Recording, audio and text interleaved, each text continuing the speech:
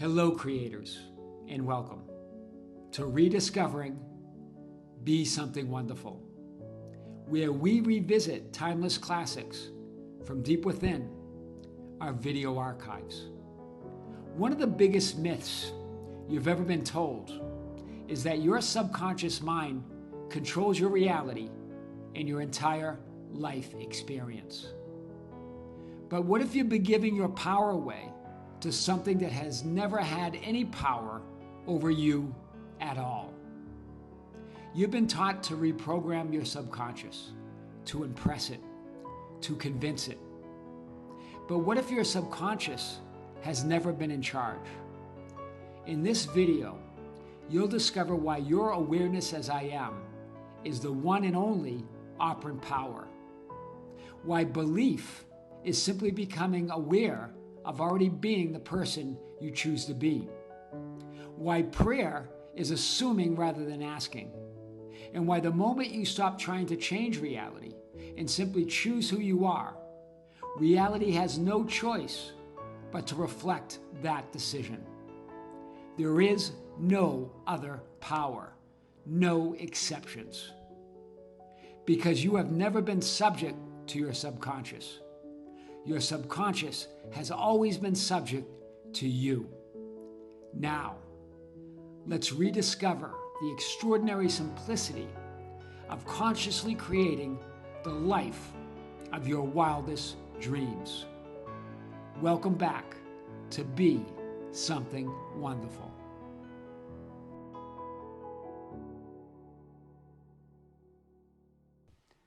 This is why this video, what we're about to show you, this is why nothing you've learned, nothing you've been told, and nothing you've practiced has worked until now, until this video.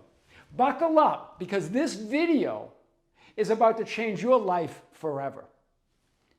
You've been told and you've been taught that you need to convince and cajole, impress and reprogram, pray to and wait for some mysterious higher power to have what you want to have and be who you want to be.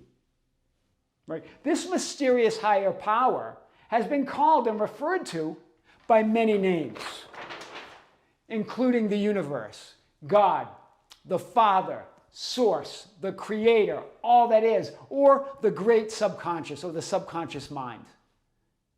But what is it really? It's one great conscious and intelligent mind, the pure knowing, awareness, consciousness, existence itself.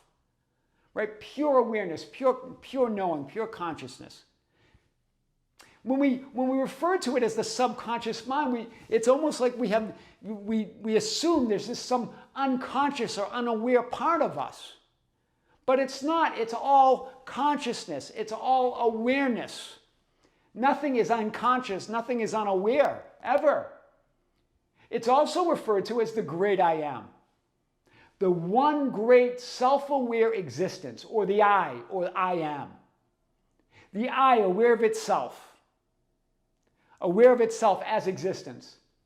The quantum physicist Max Planck called this one great mind the matrix, or source of all matter. In other words, the one and only source of your entire physical experience or reality. This one conscious and intelligent mind is what many refer to as ultimate reality. It's the ultimate reality, right? The ancients referred to it as that idea, right? The one reality, the one existence, the matrix of all matter, the source of all matter, as Max Planck called it. Max Planck elaborated on this one intelligent and conscious mind and said all matter originates and exists by virtue of a force. We must assume behind this force the existence of a conscious and intelligent mind with a capital M. Right? Behind this force is the one great source. The universe, God, the Father, the Creator, all that is, the great I am, or ultimate reality, existence itself, consciousness or awareness. The question then is, what is the force from which and by virtue of all matter in your entire physical experience exists and originates. Because Max Planck said it, all matter originates in existence by virtue of a force. But behind this force is this existence of that conscious, intelligent mind. So what about the force? What is that force? It's you. It's your awareness and consciousness of being that source, being that one mind, being that one existence. In other words, it's your own self-awareness or self-consciousness. I am. This is huge. That's the force. The ancients refer to it as the Son of God. Your own I am awareness of being, your higher self, that greater you, is the force. Behind that is the source, the Father, the Creator itself, the one existence, being aware of itself through you and everybody else, every other point of consciousness. What the ancients referred to as the Son of God. Wow. The great I am, or the conscious intelligent mind, that one source. And here you are, the one force. Wow. You are the force. You are the conscious, intelligent, self-aware center and operant power of all the power there is. Not just some power. You're the operant power of all the power. You are the force from which and by virtue of all matter originates, your entire physical experience. The ancient paradox is reconciled here. The Father is greater than I am is the implication here. I am greater than I am, greater than any perspective or viewpoint or vantage point that I have at any one moment. But I'm one with that one intelligent conscious mind. I'm not only one with it, I am the force. I am all the power. I am the operant power of all power. I and the Father are one. So the ancients, that ancient paradox, the Father is greater than I and the Father are one. The Father is the source, and you are the force through which the Father is aware of itself. Hear it again. Right? The Father is source, right? That one intelligent mind. And you are the force through which the Father is aware of itself. You are that awareness of being. You, yes, the physically focused you are the force, the one and only force. You and the Father, the source, are one. It's reconciled. There's nothing unclear here. All right? The ancients cleared it up.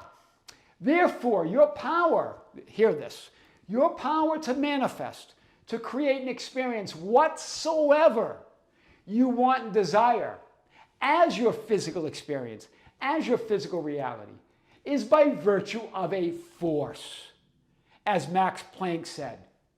And what is that force? Your very own awareness of already being and having that which you want to be and have.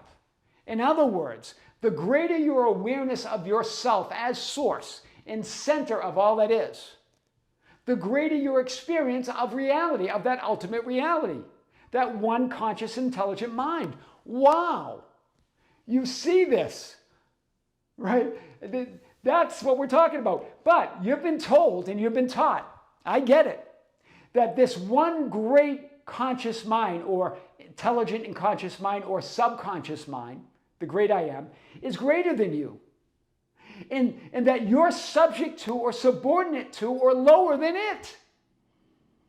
That's the idea when you're told you have to reprogram the subconscious, that it's going to reject things or accept things, depending on how you do your processes and techniques and what you're doing and thinking and feeling.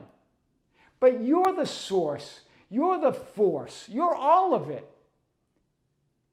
But we're told it's greater than us, that we're subject to it, that we're subordinate to it, that we're lower than it. Wow. And therefore you try to convince, you try to cajole, you try to impress, you try to reprogram, you pray to it, you wait for it. That subconscious mind, or what we call God, or the great I am, or the universe, or all that is, whatever you want to call it, this mysterious higher power. Right? We try to convince it and pray to it and reprogram it, and we wait for it so we can have what we want to have and be what we want to be. When in reality, you are not, yes, you, even the physically focused you, are not subject to, hear this, or subordinate to, or lower or less than it. On the contrary, you and it, that one conscious and intelligent mind, are one. And this one great subconscious mind is subject to or subordinate to or below your conscious command. That's what subconscious means. Subject to your conscious command, to your conscious awareness of being. Because you are the one and only creator and operant power of all that power there is. Of this one conscious intelligent mind, you are the force that Max Planck was talking about. Wow. Phew. So, you are all that is, was, or will ever be. God, Source, the Father, Universe, the one conscious intelligent mind always says yes. You had me at I am. That's what God says. You had me at I am. Right? Like the movie Jerry Maguire that I refer to now and then. You had me at hello. But you are the force expressed through your own self-awareness. Wow. You are that force that is expressed through your own self-awareness. This force or awareness of self, the self-awareness of consciousness, this is translated, expressed, or experienced through your own desires, your own prayers, your beliefs, and your assumptions. Whatever you want to call all of that, that's simply you being aware of yourself through your desires, through your prayers, through your beliefs, through your assumptions. One verse in Scripture gave us the key to manifesting in reality creation. That I know a lot of teachers have talked about this verse. But we're really going to unpack it today, what it really, really means. Therefore, I say to you in Mark 11:24, whatever things you ask when you pray, believe that you receive them and you will have them. This is powerful. Let's unpack this so we really know. This one powerful verse has been weakened and watered down and reduced to the idea that we have to impress, convince, reprogram, or believe in some higher mysterious subconscious mind or power. When in reality, you are the center of it. You, the physically focused you, are the operant power of all the power there is. In other words, because you're not separate from that power, you are all the power. Through your physical focus, through your desires, through your assumptions, through what you decide to be aware of, you are the operant power of all that power. Through your perspective, through your viewpoint, through your vantage point of who you are, your identity. Who do you say that I am, as Jesus said to his disciples and asked them? Right? Not others, not the thoughts and the feelings and the changing circumstances. Who do you say you are? Remember what subconscious means. Subconscious means below, subject to, or subordinate to your prayers and commands and your beliefs and your awareness of self. Not the other way around. That power is subject to you because you're the operant power. It's subordinate to your commands, to what you did. Remember what prayers are. Prayers are simply your intentions and desires expressed. Right? And remember, what does it mean when Mark 11:24 says, when you believe, right? This idea of belief, right? Therefore, whatever things you ask when you pray, believe that you receive them. In other words, be aware of yourself of already being that person that you desire to be. That's what belief is, after all. It's just your awareness. We believe what we're aware of. Be aware of yourself of already being that person you desire to be, of already having those things you want. Your desires, your intentions and prayers and assumptions are the force that Max Planck talked about, by virtue of and through which all matter exists and originates. Wow. There's no problems with desiring and intending and praying, because that and assuming things, because that is the force. The only times we feel powerless is when we feel that when we believe that when we intend or desire or pray things, We create this idea that, oh, maybe I'm not going to get it. Maybe it's not going to happen. We start doubting it. But you are all that power. You are the force. You don't have to water it down. You don't have to weaken it anymore by believing that there's a greater subconscious that is not under your command, that you've got to continually beat on and impress and reprogram and beg and cajole and convince. You are that one mind. You simply command your reality. Wow. You are the force through your prayers, through your commands, through your awareness of self. That's all we're talking about. That's all your prayers and assumptions and intentions and desires are. They're just awareness. They're just you being aware of yourself from a new perspective, a new vantage point, a new viewpoint. Wow. Now Mark 11:24 can be understood fully, can be appreciated fully. Whatsoever, whatever things, all things, whatsoever, no limits, no limitations. When whatsoever things you ask when you pray, in other words, whatever things you desire or want or intend to be and have, believe that you receive them. In other words, be aware that you have them. Be aware that you are them. Be aware that you are all that is, that you are the center. Belief is simply awareness. We believe what we're aware of. Assume it is done. Be aware of yourself as already being and having all that you want to be and have. I am the source. I am the creator. I am all that is. And then it goes on, you will have them. It's not the idea of a future, the idea that it comes in the future. Yes, will is a modal verb that can express the idea of the future.